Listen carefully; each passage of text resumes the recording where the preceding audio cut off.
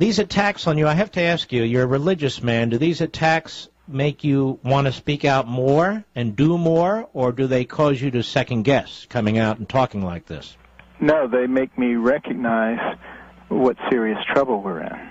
And what has really brought it home to me is, I've gotten so many letters of support or phone calls or emails from people who believe similarly but are afraid to speak out because they think there may be retribution. And basically it proves what I was saying at the National Prayer Breakfast, that political correctness is threatening to destroy our nation because it puts a muzzle over honest conversation. And the fabric of our nation is changed without the benefit of a conversation. Mm-hmm.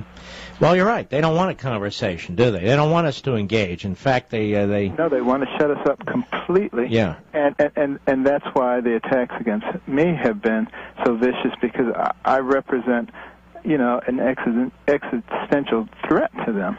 They need to shut me up. They need to get rid of me.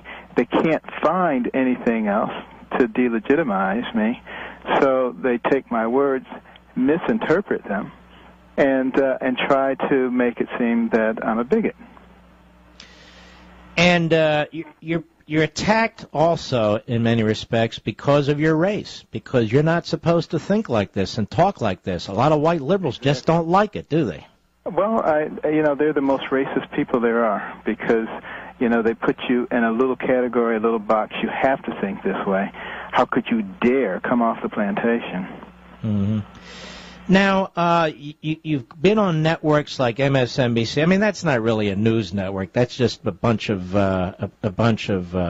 leftist hosts who dress up as phony reporters and attack guests they don't like and so forth. Is that something you're going to continue to do? You think taking your case to those places is worthwhile? Well, I'm not afraid of any of them, because, for me it's very easy. All I have to do is tell the truth. I don't have a particular agenda that I'm pushing, so it's going to be pretty difficult for them to trip me up. I'm going to just tell the truth, and I'll tell the truth wherever I go, on a liberal media or on a conservative media. After you spoke at the National Prayer event and you sat down, did the president say anything to you, or they just ignored you pretty much? No, he came over. He came over and shook my hand and said he appreciated me being there. Mm-hmm. He didn't say he appreciated the speech, but he did appreciate me being there. Did you ever hear from the White House after that? No, I haven't heard a word since then. Mm-hmm. Were there any?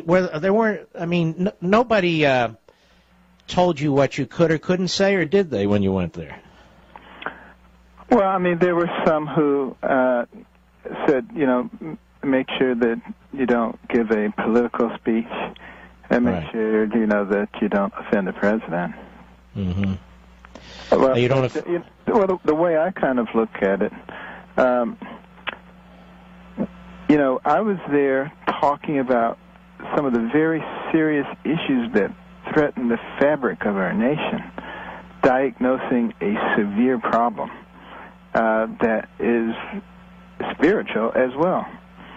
And some people said, well, why did you bring up, the Bible and God? Duh, it's a prayer breakfast. You can do that. But, it's just so interesting, the way that people think or don't think. Well, what's amazing to me is we have this Bill of Rights, we have the First Amendment, we have this tradition of free speech, and some of the speech is absolutely awful and horrific.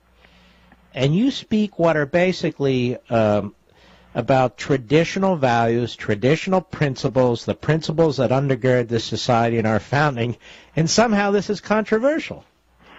Isn't that amazing? But I'll tell you what also I found fascinating is all of the communications I've gotten from elderly, particularly Americans, who said they had totally given up until now. Now they felt maybe there was just a ray of hope. They thought our country was gone. And a lot of people have been just bludgeoned into silence. It amazes me. Some of the letters I get from students on campuses, they just feel that they can't speak out or they're going to have retribution.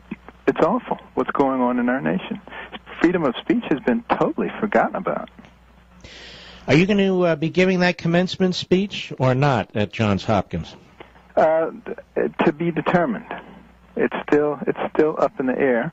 There were 8 students who signed a petition, and that was not from the graduating class. That was from all the classes. That was what they could come up with. There are others who feel very strongly in the other direction. But, I'm going to wait and see. I think it's a wonderful opportunity, quite frankly, for a university to use a thermometer and to gauge its own feelings toward some of the liberties that are so much expressed in higher education.